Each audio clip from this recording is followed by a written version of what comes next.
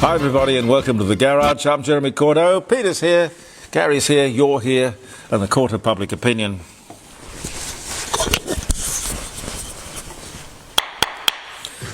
is in session. Somebody asked me what was this on the desk. This was a promotion for an Oliver Reed movie, a very good movie. I've got a copy of it actually upstairs. It's an Oliver Reed film called Talk Radio. And this is a radio. They used to give these away to the media to promote the movie. And you put batteries in the back and you tune whatever radio station you want. It's got a tuner on the back. And the little mouth goes up and down as the guy on the air talks. That's very clever. Very clever. Very clever promotion. So I keep that there. Always remember, words can kill. A few of us were talking the other day about what could be done to change Australia for the better. Get rid of Albanese. Well, that's a good start. We do this on a Friday quite regularly, so tomorrow you're in for another dose if you like that sort of thing. What about a national debate on how to fix things? Put the country back on the tracks. Create the future that we all deserve and could enjoy. Hardship is not something we enjoy. Now, work with me on this. Here is a bit of a list. We're here for Rossdale Homes, by the way. Here is a bit of a list. Feel free to add to it tomorrow. 0491 65 68 60. JeremyCordeaux.com, around the dining room table, 3 hours, live streaming. Let's state the obvious first. No more woke. No more woke anywhere. No endless welcomes to country. One Australia, under one flag. What we need is a government who works on creating a bigger pie. A bigger cake. This current government is much more interested in slicing the cake, apportioning the cake, consuming the cake, long before we've even baked it. We need a government who understands the realities of the real world. Our leaders are people who mostly have never had a real job and don't understand too much about business. Everything can be easily fixed with what we have on the table right now. We are such a wealthy, wealthy country. The government says this budget is all about reform. Like the recession, Keating's recession, the reform we had to have. Listen, to the government I say, this is not reform.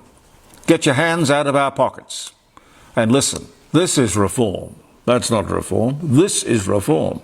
Let me walk you through this. We need to get incentive and reward back into the system. Firstly, we need a debt ceiling. They have it in America, other countries. That debt ceiling can only be lifted with the unanimous agreement of both houses of Parliament, which you are most unlikely to get. No more endless putting things on the cuff, our cuff. Getting down to specifics, we need no fringe benefits tax. We need no luxury car tax. There's no car industry to protect. That's a con. We need no capital gains tax. We didn't have one till 85, and Labor got in 85 and introduced it. I can't remember. I have to go back and check. Perhaps they said they wouldn't do that either. Wouldn't surprise me. Income taxes. Oh, this is good. Let's think about this. Income taxes. $0 to $25,000. Tax-free. Tax-free threshold to $25,000. Why not? $25,000 to $200,000. 10%. $200,000 to $1 million. 20%. 20% tax. $1 million plus, you're earning $1 million a year, plus you're paying 30% tax under what I'm suggesting. that is a world attractive proposition. People would come here to work for that. A GST, a consumption tax on everything we buy at 15%, because that's the tax we can choose. We don't have to buy that or that or that. We choose to pay the tax or not. No company tax for locally owned companies. Huh? Is that an idea? You heard me right. No company tax for locally owned companies. Code for, in my book, have a go. And we're here to help you have a go. 20% company tax for foreign-owned companies. A Medicare levy of 2%. I think that would be attractive. 2%. Income splitting between husbands and wives. Aged pensioners will be encouraged to get a job. At the moment, of course, one loses $1 of pension for every dollar earned. Now that's ridiculous, and it's also mean. To encourage self-sufficiency and self-reliance, private health insurance and private schooling will be tax deductible. And you'll say to me, of course, how can we do this? Well, this is where we look at the other side of the ledger. I've been looking forward to this. The savings. No NDIS. We have a perfectly adequate disability support system, including a very generous pension, a disability support pension. No additional spending on Aboriginals. All of that money, it's climbing up to $50 billion, goes to the Aboriginal industry anyway. And of course Aboriginal legal aid, not Aboriginal people. Aboriginals will be treated like everybody else. Everywhere he or she will be treated as an Australian. Black, white, pink, yellow, brindle, whatever. Everyone gets the same deal, the same benefits. We are not a country to practice apartheid. No public servant shall receive a higher salary than that of the Prime Minister. That's a great idea from Tony Denton. He thought that up. I think that's a good idea. Some of these people are on millions. Why would a public servant be paid more than the Prime Minister? No consultants hired by the public servants who are there to do the job for which they are hired and generously paid. No foreign aid. We look after our own. Charity begins at home. When we've looked after everyone here who is in need, unlucky or inept or sick, we can think about people in other countries. Parents will be encouraged to look after their own children. You don't have children to put them in childcare, do you? And at taxpayer expense, regardless of subsidies and whatnot. With income splitting, we'll be able to afford to be good parents. I reckon. No more billions spent on climate change, net zero, COP, etc. Just think of the money we could save with Chris Bowen being grounded.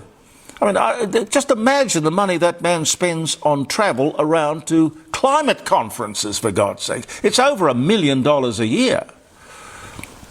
No more billion-dollar climate change subsidies or departments. The education department will go back to being the teachers of established subjects like reading and writing and arithmetic, history, geography, science. We will have no black armband view of history, here or anywhere else. Colonialism is accused of being guilty of everything that's bad. Well, that's just plain not true. We remove the duplication of government departments, state and federal. One department of education, health, etc. God, one is more than enough. You know, they employ thousands, tens of thousands of people. Government will represent us and the interests of the Australian people, all Australian people, equally, not minorities or trade unions. They will not rob us and milk us dry. And who thought that it would be a good idea to have 17,000 pages of tax law, to which this latest budget will add? It is just ridiculous. It all feeds the non-productive tax avoidance industry, which will grow exponentially because people don't like being robbed. But they also don't like going to jail, so they will try and find legal and clever ways around being robbed by the government. We need to get rid of all the unnecessary taxes and laws relating to tax, fringe benefits tax, capital gains tax, luxury car tax, as I said, all the loadings and excesses and excises. There are personal and corporate disincentives to achieve and strive in a country which is going to demand great effort. And that effort must be rewarded and encouraged. You don't do that through taxing people. You can't go on penalising achievement. Taxing effort and ingenuity? No. Reward and incentive will be the only way to go. Pauline Hanson understands this. The Liberals used to understand it. What we've got to be very careful of is that various Liberal governments have come in after Labor government disasters, simply refused to revoke or change the taxes introduced by Labor while previously having condemned them. It's pretty simple. They figure Labor's done all the dirty work. Labor will get the blame. We'll just walk away with the money. Well, we've got to stop that. They are as bad as each other. This has to stop. And remember also, we have, I touched on it before, the largest public service in the OECD per head of population. This is unbelievable and unacceptable. This is where Pauline Hanson and One Nation can come in and maybe even persuade the Liberals to a better way of thinking. I don't know. I think they'll need each other, frankly. Rossdale Homes, a fine South Australian family-owned company and sponsors of our little dog and pony show here, famous for their fixed price guarantee. No one can change the price of your home but you. And whether it's your first home or your 10th home, I don't know how many you've built or how many you want to build. I've had homes built and I've had building experiences that I've thought to myself, I'll never go there again. And somehow I always end up back there. Rossdale Homes. You'll like them. You will. You will. Their slogan is and has been for years, when trust is a must. Remember, it's a fixed price contract and only you can change the price. rossdalehomes.com.au. It's been revealed that government policies, economic policies, are feeding a surge, not only in family violence and homelessness, but in gambling, which could be the root cause of it all. It just could be. People can't make ends meet, so they go and try their luck. They get into debt. They lose the house, lose the farm. Australians lose $32 billion a year. That's a lot of money. Now that makes Australia literally, per capita, world champion gambling. Well, centre, or people. I don't think that's out of choice. I think that's out of desperation. Put on top of that, this government's refusal to stop the advertising, the promotion of gambling.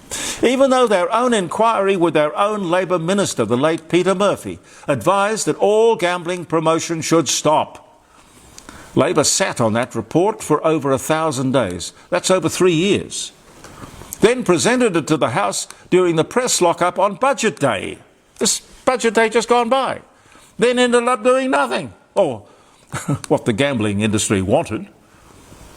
I don't know what that tells us about the official government attitude towards the gambling industry. I really would like to know how much money they put into government coffers through tax.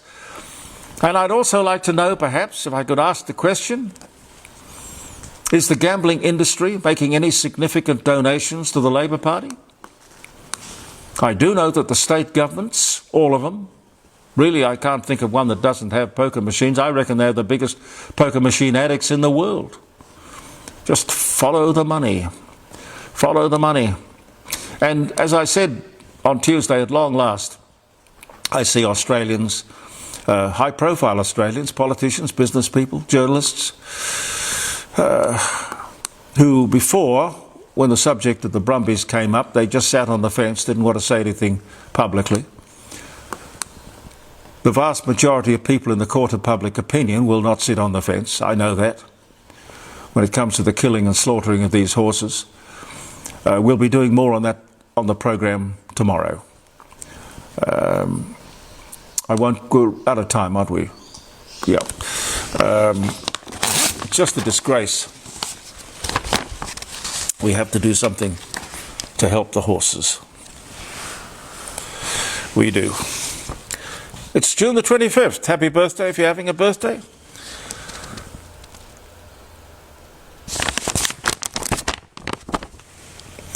The fork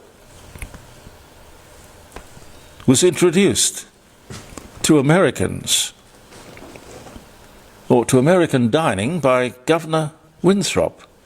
What the hell did you use before a fork? Fingers, I guess. Fingers. Dagger. Oh yeah, I suppose you'd get the Bowie knife out and go, yeah. 1630 was the year. The fork was born on this day in June 25. Then there was another wonderful lady, I think her name was MacArthur. She used to have a restaurant down Martin Place called Martha Washington's, and she invented a thing called the Splade. You know, do you know it? They were very popular. Very popular. It was a fork with an edge on it, and you could use the fork as a knife, and you could cut with the fork, and I don't know whatever happened to that. I've got a set. Yeah, a lot of people do. I'm sure you Very popular wedding gift. Indeed. A box of Splades. Carly Simon, American Grammy and Academy Award-winning singer-songwriter. Anticipation, You're So Vain. Born New York City, 1943. Happy birthday, Carly. First barbed wire was patented by Lucian B. Smith of Ohio in 1867. On this day, first passenger to fly commercially around the world in less than 100 hours. This day in 1953. In 2020, on the same day, Australian airline Qantas announces that it is cutting 6,000 jobs, a fifth of the workforce. That was because of the pandemic, I would think. Offer some of the wardrobe of Diana, Princess of Wales, for $5.5 million. 1997 was the year.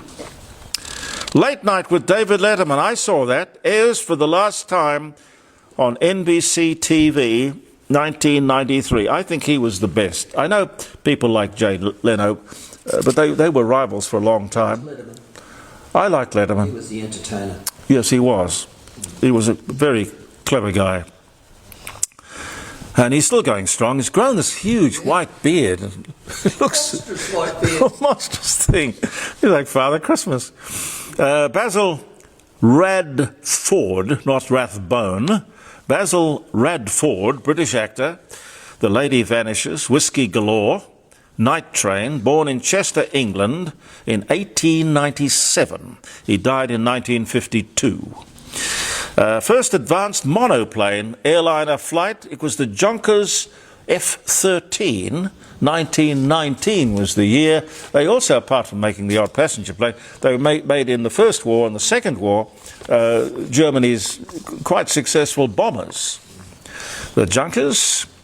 US President John Adams signs into law the Alien Friends Act, authorizing the President to deport any foreigner deemed dangerous to the peace and safety of the United States. 1798. I think that sounds perfectly reasonable. How'd they get in the first place? June Lockhart, American stage and screen actress. Lassie, Lost in Space, Petticoat Junction. Born in New York City. She died in 2025. She was 100 because she was born in 1925.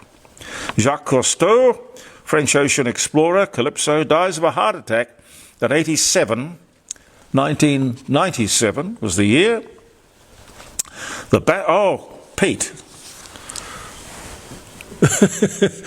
You know about this one.